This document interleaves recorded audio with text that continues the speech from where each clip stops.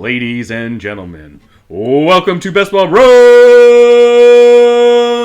And we are straight up not having a good time. No, we're not, okay? We love you, and good night. Good night. Football sucks. The Saints suck. The Vikings suck. Carson Wentz, you're killing me! Every player we liked this summer sucks. We're done with the podcast. Thank you all for listening. Just like the Panthers podcast that wrapped up. Yeah, we're following suit. Thank you for showing us the way. We love you all. Good night. All right, anyways. And we're back. We're back. We just watched Sunday Night Football. And the Falcons give up the football game.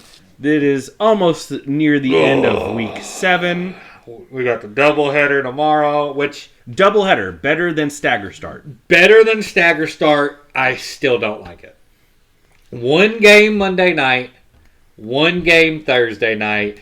I hate the early morning games on Sunday. Agreed. Why do we not have a balanced schedule of, let's say, 8 games at the 1 o'clock, 7 games at the 4 o'clock, and then Sunday night, Monday night?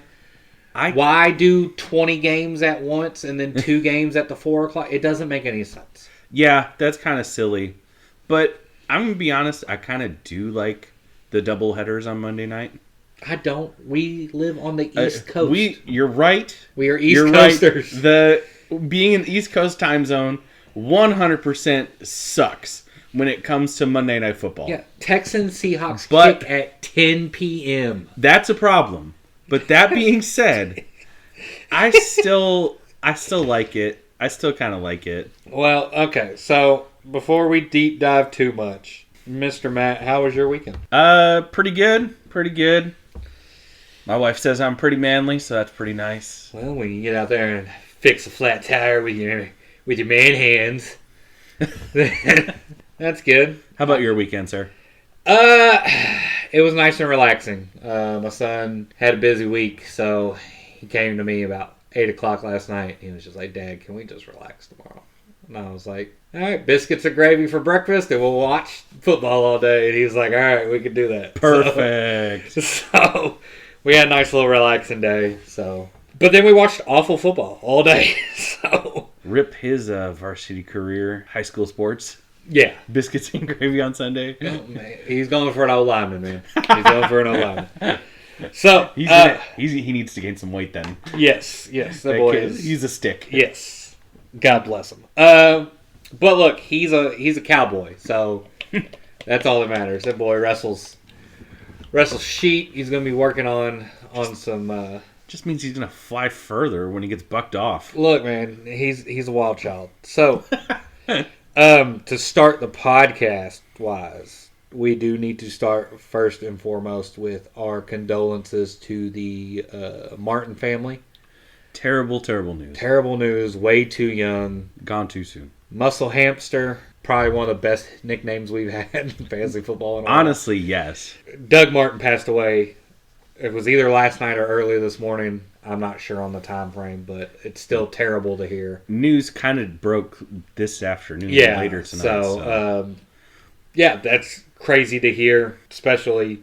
Our condolences. We loved watching you play, sir. Yes. You have an amazing legacy. So hopefully, the Bucks can show out a little bit tomorrow for you. But, again, rest in peace, and so sorry to hear the news about that. Now we can continue with Let's just continue with the bad news. Quarterbacks sucked this weekend. Well, unless your name was Matt Stafford, Bo Nix, or Jackson Dart. Jackson Dart was amazing. Brought up the topic of how many backups played this week. Yes, today. I don't know if this is including the Jaden Daniels injury that took place today.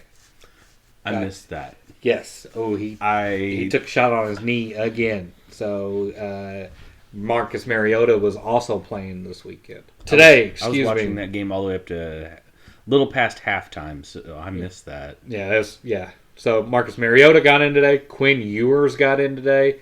Tyrod Taylor got in today. Andy Dalton got in today. And Kenny Pickett all played football today. Along with Carson Wentz. So, yes, we had some bad quarterback play today. So, And we start the day off with some of the worst quarterback play with Trevor Lawrence. I can't stand it. I can't stand it. I can't stand it. Brian Thomas Jr. would be a first ballot Hall of Fame after 2 years if he had Mac Jones throwing him the goddamn ball. You say that, but at the same time, he had a couple passes straight up hit him in the chest and fall to the ground. It's because he doesn't like Trevor Lawrence. He apparently does not. We'll just bookmark BTJ for later. A topic you have later coming up. Okay. But that was pretty despicable. Yeah, it was rough. It was crazy to watch Matt Stafford look that amazing.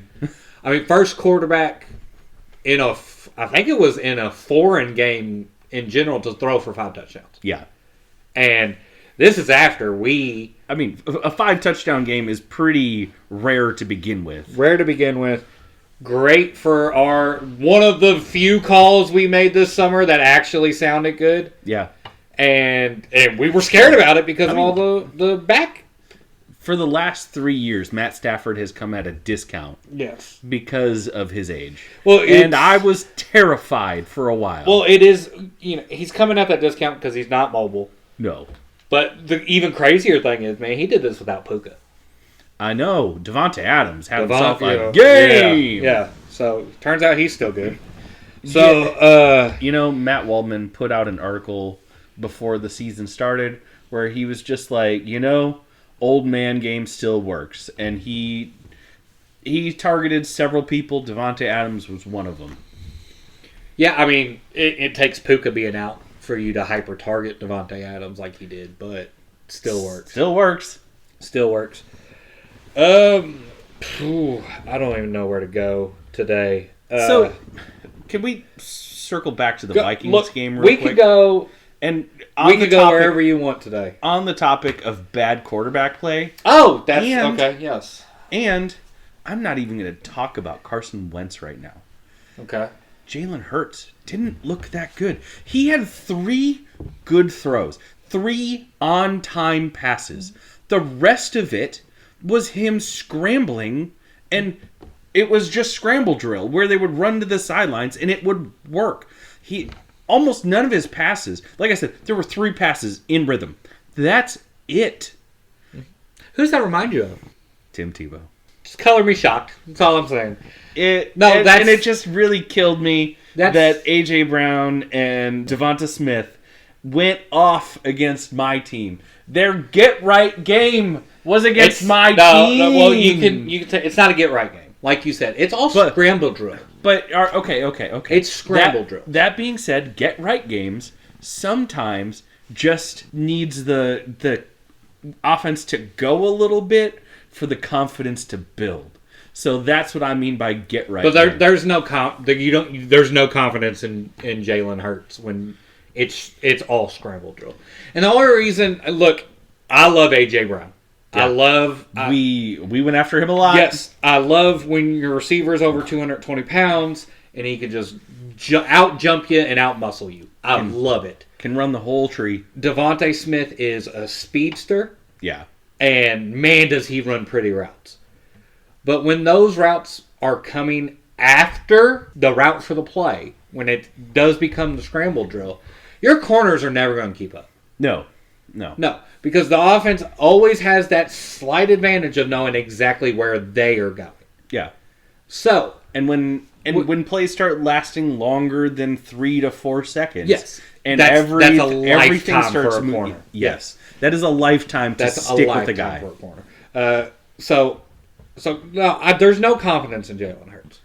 He had 3 whole passes that were on time, in rhythm. And he fit it in the hole in the zone. That was it. And ironically, most of those were the touchdown passes. The spot that he put to A.J. Brown, beautiful throw. I'll give him that one. Everything else just didn't look good. There were so many times he should have been sacked, and I hate being the fan that is saying they're holding on every play. Well, there's holding on every play. They were holding our defensive, and I hate to be that guy. I don't want to be that guy. No, so I'm not gonna do it, even though I kind of just did. But it's hard to be that guy when it was all scramble drills, and it's lasted forever. Yes. So and he was within hand's reach of getting sacked so many times. And unlike Cincinnati, where you have Joe Savior coming in to save your offense, Justin Jefferson and Jordan Mason and Jordan Addison do not have that savior. No, although Jordan Addison looked good. Oh, yeah, I don't like Jordan Addison. So. Fair enough. He's too small for me. I mean, we just got done saying I like the big receiver. Yeah, he's basically a slightly shorter, not as fast Devonta Smith. What I'm mad about is all during the first one, the 1 o'clock window, the early window. Keep getting notifications. Jordan Mason's in the red zone. Jordan Mason's in the red zone. Jordan Mason's in the red zone. I look up because I'm like, I'm playing some games with my son. I think we made some popcorn at one time. I look up, and they're just barely in the red zone, and Jordan Mason's not getting a touch in the red zone. He got one touchdown, thankfully. Direct snap, Wildcat. Let's race to the corner. Give it to anybody but Carson Wentz. So that's super frustrating. It's super frustrating. Couldn't finish. Just that offense could not finish in the red zone.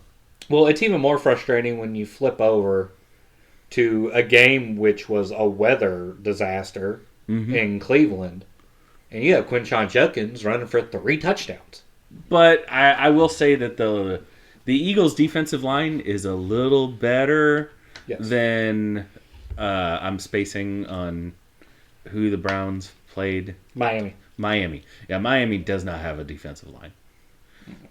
They don't have an offense either. So no, that's. I don't know if did we touch on. Yeah, we touched last week on the Titans firing. Yes, their coach.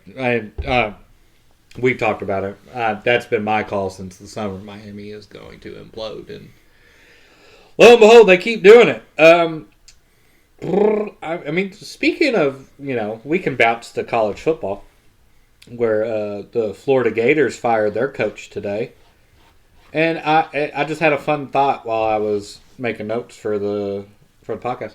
What college would you like to coach? I have literally no affiliation. I know with any. No. I know, just a fun little, like, would you go big, like Big Ten school, or would you go like smaller school, something in the MAC or something like that? Or so when I did turn on college football, because watching the Gophers just made me want to stab my eyes out. I kind of did like Purdue, and I liked Western Michigan. Oh, Western Michigan. That brown and gold. They were 2 teams that I enjoyed watching. Other than that, I don't know. Maybe trying to pull a budget Timo version of being Dion and saving a small school would be fun. I would literally be Timo version. I think that would be the fun way to do it. Is you pick one of these like MAC schools, like Kent State or something, that have never won anything crazy. Do like Bowling Green or something, and then you're just a god there. Can do no wrong. That was like somebody was talking about how back in the 90s, Brett Favre could have had a crack pipe in his mouth and taken a chainsaw to a baby in Town Square, and it would have never been reported. And essentially the same thing would be going on if you were that college coach, where you were just putting that city on the map. Oh, yeah. So back when I haven't bought the new college football games. Back when college football games were the thing for the PlayStation and everything, there was one school that I always promoted into D1. It was Missouri Valley State, because the colors were awesome. They were red and green, and they're the Delta Devils. Okay. And I was like, I could roll with this. And I always, did a 99 overall quarterback and just ran for 100,000 yards. What about App State? No. And okay. There's no chance for saving that for no. So team? It's solely because as a Louisville fan, we got Scott Satterfield from App State when we should have got Jeff Brom in the first place. Now Jeff Brom is taking us to the places we'd like to be right now. Shout out to the Louisville Cardinals for just beating number 2 Miami Friday night. Hey. But we had to deal with Scott Satterfield for a couple of years. So no. All right. No App State for me. So yeah, maybe Coastal Carolina, the Chanticleers. I did kind of always like watching Purdue, but maybe that was just because that's when I was most aware of college was when Drew Brees was at his peak. Yeah. I hear you, big Drew Brees fan, huh? Yeah. Look, after his shoulder surgery and he was a free agent coming out of the Chargers, I desperately wanted the Vikings to sign him. Nope, we got him. And y'all got him, and you got the Super Bowl out of it with your cheating defense. Look, I pay my defensive players. So, okay, anyway, let's reel this back up. Bonuses to injure. To tackle. Injure. So, CeeDee Lamb comes back to 5 catches, 110, and a touchdown. Welcome back. They put up 44 points today. So, that was one of the picks I had completely wrong. So in what way? You thought the Cowboys were going to lose? Yes. Or okay. I didn't think they were going to win today. So I got that wrong. You didn't put a survival bet on it. No. Oh, good. Good. No. I wasn't going to bet. I kind of thought the Cowboys were going to win that. My survivor pick this week was the New England Patriots over the Titans. So it's the safe bet. Yes. Yeah. There's only like 4 of us left in this survivor league, so I'm just going to keep playing how I want. So we can have a moment. We kind of touched on it a little bit about my Denver Broncos. 33 points in the fourth quarter to beat the New York Football Giants. 2 of the best quarterback performances of the day behind Matt Stafford. Yep. With Bo Nix out-dueling Jackson Dart. Cam Scadaboo got another touchdown. I love that kid. You see he went after contact after he crossed the goal line? No. Yeah, he's a good 2-3 feet after the goal line. He lowers his shoulder and gets some more contact. But he is Gronk in running back form. Oh yeah. Did you see the videos that they put out there of the Giants players talking about him after camp, and they were just like, "Why is he so loud? Why is he like this? What is up with this guy?" Oh, he's fantastic. All right, a couple updates. Peyton Hillis 2.0. Have fun. It's fun. So we do have a game today. So before we get to that, let's hit just a couple more updates. You currently are winning this week in the rookie matchup. Yeah! As long as Jaden Higgins does not score more than 20 more points than Emeka Egbuka. I am almost entirely winning off of the back of Gadsden Jr. Yes. Like, he is literally almost all my points. He got you 29.4. I currently only have 32.4 points. Yeah. So, he almost single-handedly beat me, which is awesome. So, he went for 7 for 164 and a touchdown today. So, maybe you'll get your second victory this week. Brick by brick. Maybe. We watched Sunday Night Football, and we watched Atlanta give this game away. I took some notes today. One, with 58 seconds left in the third quarter, Atlanta down to punt in the 5 yards. They're down at like the 3. Beautiful play. Mm-hmm. Favorite play of the night, but that's because I'm a goofball. The real problem is... Over all of the CMC runs? Yes. Because we knew CMC was going to do that. Okay, fair enough. Atlanta, so you know when you have a game and you can honestly be like, that team beat us, right? Mm-hmm. Like, we played our best game, they played their best game, they beat us. Yeah. Atlanta beat themselves. Yeah. It's like 8 minutes left, and 8 minutes left in the fourth quarter. Atlanta is driving. They're in field goal range. At this time, Atlanta has 10 points. San Francisco has 13.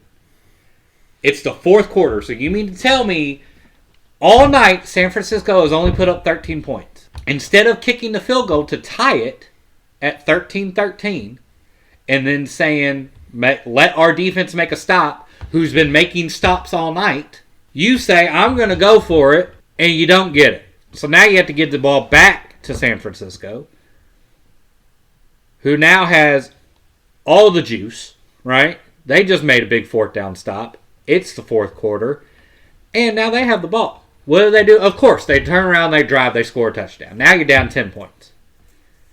So one, that terrible coaching decision, that's a 10-point swing. Yeah. That's a 10-point swing right there. But you can still figure it out. You get the ball back after they score, you're down 10. Okay, so you need a field goal, you need a touchdown. I am in the mindset of when it's like that, when there's less than 3 minutes left, you know you're going to have an onside kick. Mm-hmm. Go get that field goal first, because that's the fastest thing to do. Yes. Then go get that onside kick, and then figure it out from there. Because if you don't get the onside kick, then you try to get a stop on defense, and then hopefully you got some time left. Yeah. They did not do that either. What they did is they got to about the 50-yard line. Might have been like the 45. Mm-hmm. And then proceed to just take deep shots. Get in the field goal range, kick the field goal, and extend the game. Drake London is on a milk carton after that game. I don't like Michael Penix. You don't? No. I do, but that's his throwing motion seems slow to me when I watch it. It seems like a really long delivery. Really? Yeah. It seems like it's one of those, it's coming from the hip all the way around. It might be left-handers. I can't stand left-handers though. I think it's a left-handers thing because he's actually more lauded for a quick release. Really? It's got to be the left-hander. It's got to be the left, because you're not used to seeing the left shoulder come forward. You're used to seeing it go the right shoulder go back. The drop of it. So I think that's the left-handed thing. So that it's just it was hard to watch. Look, we joke about coaching and all that fun stuff, but I'd like to think I'd be a halfway decent, at least like flag football coach. Mm-hmm. So like I find that I find the game management part, which is super important. Mm-hmm. When you mess it up as bad as Atlanta did tonight, it's just glaring. Well, the one thing I can say is Kyle Pitts got 7 receptions and 62 yards. Oh, we need to figure out. We do need to figure this out because Kincaid was out sat with an last injury. Week. Kincaid is ahead as of right now. Still after tonight. After tonight, Kincaid is ahead. Ooh. However, I think it's basically only touchdowns keeping him ahead right now. But he's ahead by like 3 touchdowns. 3 touchdowns, yes. So is Kincaid playing tomorrow, or he's on bye this week, right? The Bills are on bye this week. Yes. Ooh. But he sat the last game. And that was part of the stipulation. Part of the stipulation that the bet got voided. Oh. So, and you put that rule out there. I did. I wanted that as a stipulation. I did. I thought it should just be flat out. Whoever has most yards and touchdowns at the end of the year. So, do you want to waive that part of the bet now? Or do you want to take, at the end of the year, you might be taking a win in spirit, but a loss according to your own rules? No, I don't like, let's waive the injury clause. Waiving the injury clause. And this is on public record that we are waiving the injury clause. Kincaid starts missing more games, he could end up falling behind. No, because Kyle Pitts is not going to catch touchdowns. So, okay. I mean, with all of that settled, let's play a game, buddy. All right. So, me and you, we can lay this out for the people, all 2 that are listening to us. Thank you very much for listening to our nonsense. we've been talking trades a lot in fantasy football. In my keeper league, I've been pushing for some trades, and all these redraft leagues, I've been pushing some trades. So trade talks have come up. Yes. Is there anybody before we start the game, just that you wanted to take a look at, that you have been trying to trade for in the past, I don't know, 2 weeks or so? I mean, aside from me trying to trade with you, because my best running back right now is Kamara, and I've been trying to pry Dobbins away from you. You're not getting Dobbins. So, other than that, no, not really, because I don't have the ammo for a trade in any of my leagues. So, look, I've been trying to upgrade Brock Bowers to Tyler Warren. That has not worked. Yeah, I can't imagine why, buddy.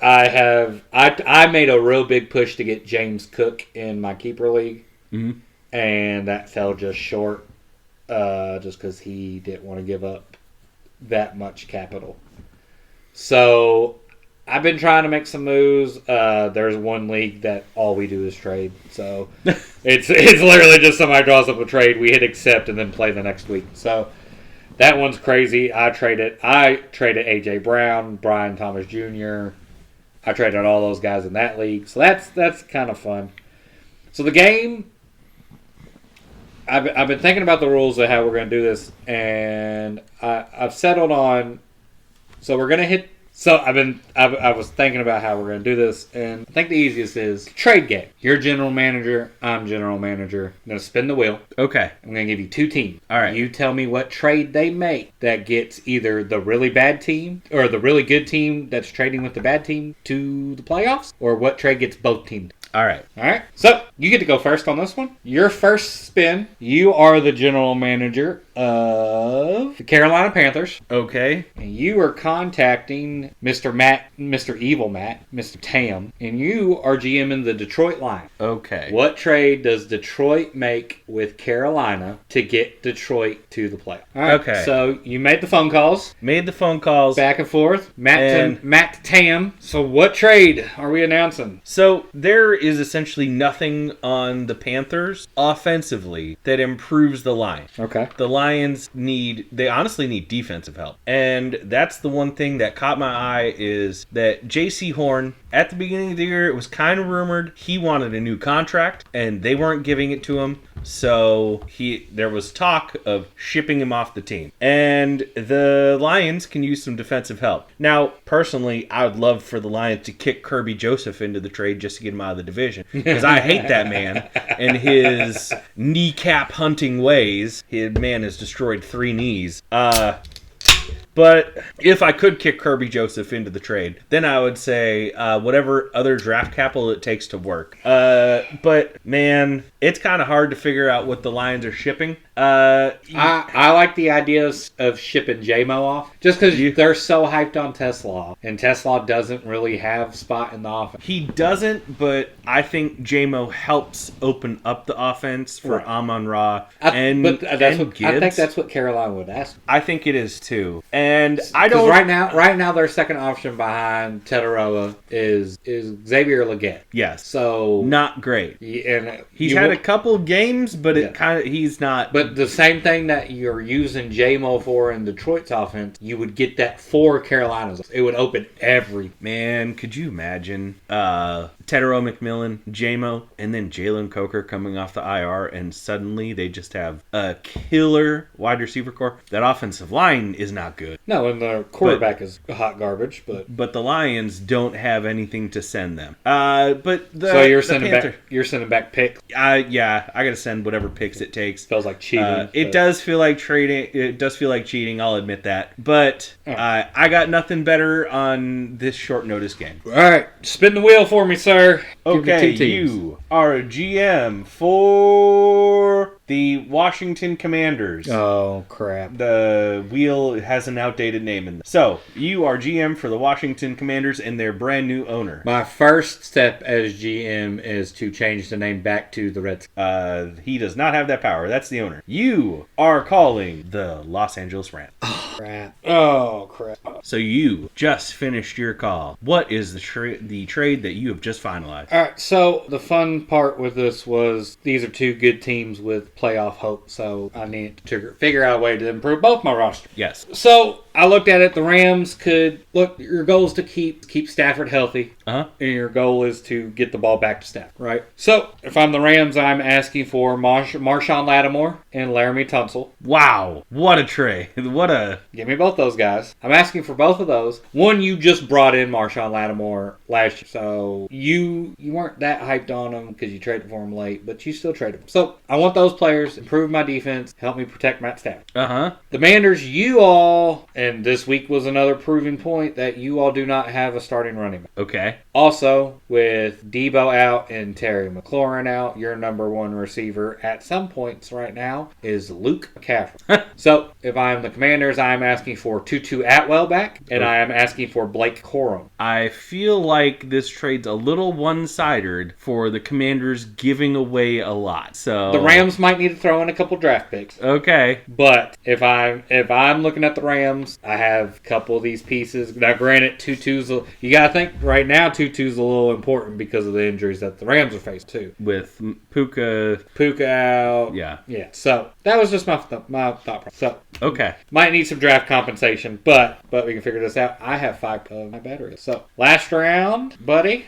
I will give you 2 teams. Let me know when you are ready. Let's go. All right. You are first, the captain of the Tampa Bay Buccaneers. Okay. You are calling the Arizona Cardinals. Okay, so the Cardinals are sellers. Cardinals are sellers. So how are we improving the Tampa Bay Buccaneers? Okay. So this trade that I am dealing, it's going to be a little unhinged. But all right. Marvin Harris Jr., he has... I made this point a couple weeks ago. He needs to change scenery. Yes, he does. He is not working with Kyler. No, he is not. And so, we are getting him out of Arizona. And sending him to Tampa. We're sending him to Tampa. They get a healthy young wide receiver. They desperately need a healthy young wide receiver. Now, the Cardinals still need wide receivers. So, we are sending them Mike Evans back. Okay. A quality player at the end of his career. And then a young kid in Tez Johnson. A two for one. The Cards, I don't think there's, to be honest, I feel like the Buccaneers might need to kick in some draft. It might have to be like somebody gives up a 4th and somebody else gets a 5th and whatever change at the end of it. But a 2 for 1 on this one, and it's a little crazy, but I don't see how else to make it work. I don't hate it. So we spun the wheel. We did spin the wheel. You got the Vikings. Yes. And you got the Texans. This one's hard. This one's very hard. I tried. I think the Texans still have some aspirations of being a playoff team. Yeah. And the Vikings did once upon a time. So they're 3-3. Carson Wentz. There is rumors that J.J. McCarthy might be healthy enough to start. He was the emergency quarterback today. But the high ankle sprain, they were initially saying 4 weeks for him to come back, but everybody else is saying high ankle sprains take 6. Yeah. So okay. The 2 strengths of these teams are the defense. The Texans' defense is the better unit. The Viking defense, besides Justin Jefferson, the better unit. Yeah. So I didn't want to touch those. After looking at it, after trying to figure out how to get rid of Carson Wentz, couldn't figure that one out either. So I just went with a 1-for-1, 2 tight ends who I think could be used. If they swapped roles, then you'd look at them different. Vikings want a tight end that's going to block. Hawkinson has had to block. And he's done a good job. He's done it all right. He's done a good job. He's a better pass catcher than a better blocker. Yes, he is. So send Hawkinson to the Texans. Send back Dalton Schultz, who's going to be the blocker for you. He's going to set up that run run game for. Straight up tight end for tight end. I don't like it. You're not gonna like anything. Josh Oliver, I guarantee you, is a better blocker than Schultz. So I hate your trade, and in my opinion, the Texans better be giving up some pretty good draft picks in this scenario. So and that's fine. You can be the fan who's sitting there like, you guys suck at trades. I'm like, guess what? I'm the one that traded it. So, But, all right, enough of our nonsense games. Get back Did the Texans at least have a corner that they could send us? They don't want to. I don't want... I hate the trade. Just changing scenery. All right, so we got 2 Monday night games. First one. Yes, we do. Bucks at Lions. Lions are a 6-point favorite. Go ahead. It's too quick. Monday Night Football. Monday night. Bucks at Lions is the first game. Lions are a 6-point favorite. The over-under is 53.5. Wow! So they're expecting some points. The second game. They're 6-point favorite? Lions are a 6-point favorite. Then we got the 10 o'clock game. Texans at Seahawks. Seahawks are a 3-point favorite. 41.5 over. So gross. Gross and gross. Yeah. But with the 2 games, buddy, we were able to set regular lineups. So how did you walk me through your process? Okay, so my roster, I really went heavy on the Bucks and Lions game. I picked Baker Mayfield. Okay. And then I picked Rashad White. Okay. Kenneth Walker. Okay. Jackson Smith and Jigba. Okay, so Baker is 6,600. Rashad White is 6,400. Kenneth Walker Jr., 5,600. I'm surprised he's so low. Because he can have games where he's still better than Sharvin. So Jackson Smith and Jigba is 7,900. Then I picked Nico Collins for 7,100. Then this is where I started going a little bit budget. Tez Johnson for 4,200. Sam Laporta for 4,300. That's not budget because he's the most expensive tight end. Then Sterling Shepard for 4,500. So I picked all the backup Tampa Bay wide receivers and then expensive wide receivers. Then I picked the Seahawks defense. That might kick you in the butt if Mike Evans and Ibuka both. I think it would be a very bad idea to play Ibuka. Yes, I agree with you, but they might do it. They might. He's a game time decision.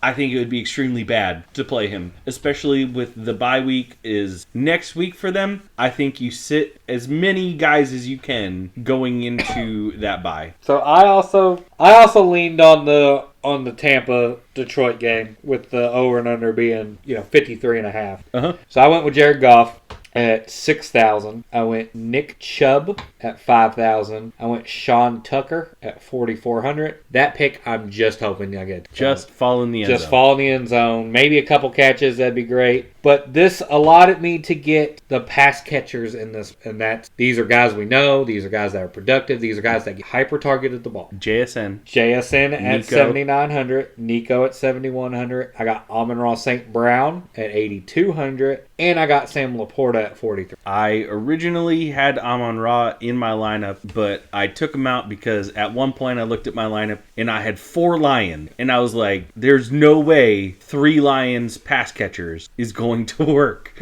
in this lineup. So with my thought process, I grabbed Sterling Shepard because budget, and if Mike Evans plays, Sterling Shepard's still on the field. He's on the field as the number 2. Yeah. If Mike Evans and Ibuka play, Sterling Shepard is still on the field as the slot op. Yeah. Either way, Sterling Shepard's going to be in them. Mm-hmm. So I'll take those when I can. But with those pass catchers, I was forced to play Tampa's. So good luck with that. Yep. So we keep track. I hope that Jaden Higgins scores 4 touchdowns tomorrow, and I can increase my lead in the rookie matchup. Brick by brick, I'm coming back. You were down 4 games. It's a long season. It's a marathon, not a sprint. What other cliches can I throw out there? Rome wasn't built in a day. It's going to end in a day. Maybe. Just maybe. When that nuke having Jaden Higgins drops on you. Maybe, just maybe, having the only starting quarterback in Cam Ward will start paying off for me. I should have went Jackson Dart instead of Tyler Shock. Oh boy. God. Yeah, that would have definitely tanked my season. Can we enlist one? No, we're not doing that. I would like to sign Jackson Dart and Cam Scatterboom, please. I'm throwing all my fab at Jackson Dart. Yeah. Well, we had some fun. We got to absorb both of our teams being awful, our fantasy football teams being awful. It's terrible. It's all terrible.